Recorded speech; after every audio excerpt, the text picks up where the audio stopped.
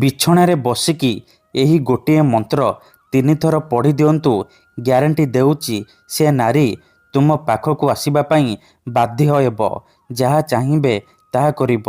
ହଁ ଫ୍ରେଣ୍ଡସ୍, ଆପଣ ସମସ୍ତଙ୍କର ଇଚ୍ଛା ଥିବ ସୁନ୍ଦରୀରୁ ସୁନ୍ଦରୀ ଝିଅ ବା ସୁନ୍ଦରୀ ବିବାହିତା ନାରୀକୁ ପଟେଇବା ପାଇଁ, ତାଠାରୁ ନିଜର ମନ ମୁତାବକ କାମ ହାସଲ କରିବା ପାଇଁ। କିନ୍ତୁ ଇଏ ଏତେ ସହଜ ନୁହେଁ।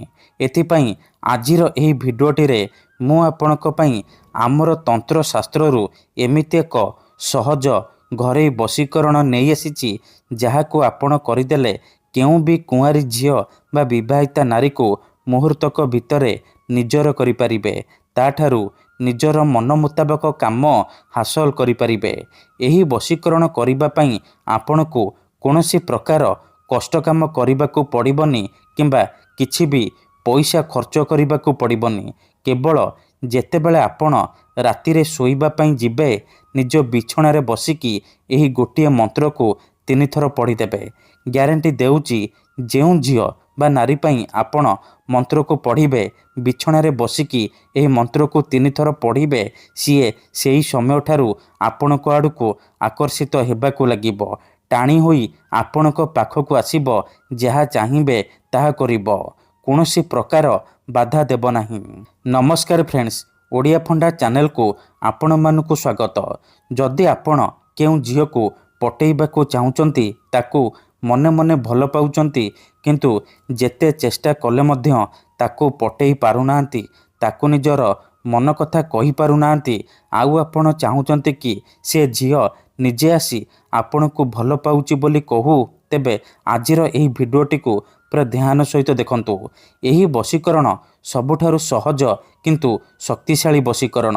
ଏହି ବଶୀକରଣକୁ ଥରେ କରିଦେଲେ ଯେଉଁ ଝିଅ ପଟୁନଥିଲା, ଆପଣଙ୍କୁ ଭାव ଦେଉନଥିଲା, ସେ ଝିଅ ନିଜେ ଆସି ଆପଣଙ୍କ ସହିତ କଥା ହେବ, ଆପଣଙ୍କୁ ଭଲ ପାଉଛି ବୋଲି କହିବ। ଯେଉଁ ବିବାହିତା ନାରୀ ବା ପଡ଼ିଶା ଘର ଭାଉଜକୁ ଆପଣ ଦିନରାତି ଭାବୁଛନ୍ତି, ସିଏ ହାତ ଧରିକି ରୁମ୍କୁ ଡାକିବ। ଯାହା ଚାହିଁବେ ତାହା କରିବ। କୌଣସି ପ୍ରକାର ବାଧା ଦେବ ନାହିଁ। କେବଳ ଆପଣଙ୍କୁ ବିଛଣାରେ ବସିକି ଏହି ଗୋଟିଏ ମନ୍ତ୍ରକୁ 3 ଥର ପଢ଼ିବାର ଅଛି। ତାପରେ ଦେଖିବେ ଚମତ୍କାର।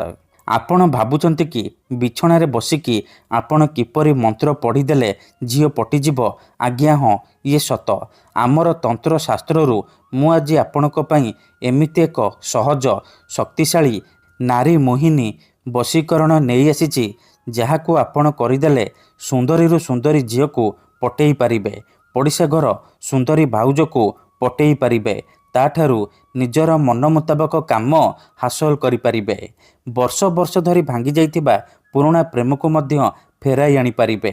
ଶାଶୁ, ନଣନ୍ଦ, ଦିଅର, ଭାଉଜ କାହାକୁ ବି ନିଜ ବଶରେ କରି ତାଠାରୁ ନିଜର ମନ ମୁତାବକ କାମ ହାସଲ କରିପାରିବେ।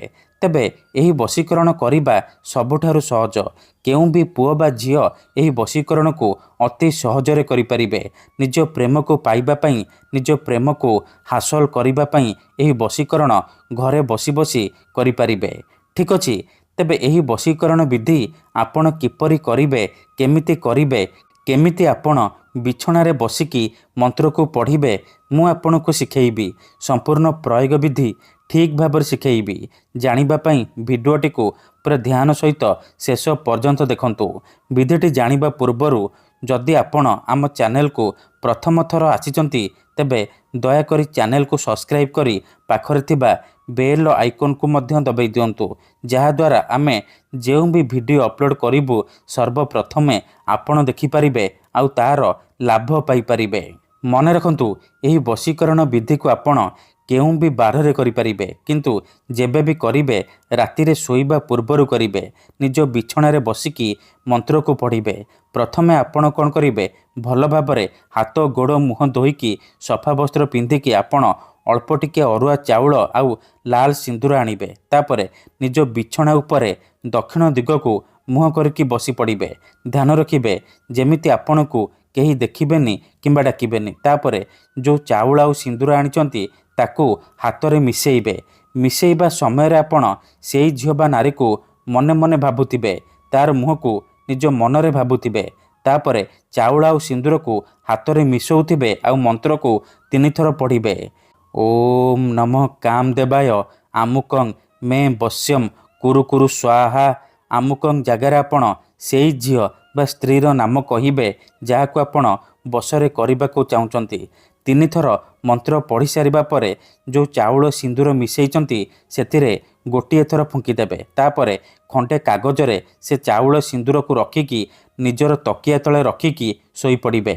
ସକାଳୁ ଉଠିବା ମାତ୍ରେ ଆପଣ ସେ ଚାଉଳ ସିନ୍ଦୁର ଯେଉଁ ମିଶାଇଛନ୍ତି ତାକୁ ନେଇକି ସେଇ ଝିଅ ବା ନାରୀର ଘର ସାମ୍ନାରେ ପକାଇଦେବେ ଯାହାକୁ ଆପଣ ବଶରେ କରିବାକୁ ଚାହୁଁଛନ୍ତି। ଗ୍ୟାରେଣ୍ଟି ଦେଉଛି ଏତିକି କରିଦିଅନ୍ତୁ, ଯେତେ ସୁନ୍ଦରୀ ଝିଅ ହେଇଥାଉ ବା ସୁନ୍ଦରୀ ଭାଉଜ ଆପଣଙ୍କ ପ୍ରେମରେ ଦିବାନୀ ହେଇଯିବ। ଧନ୍ୟବାଦ।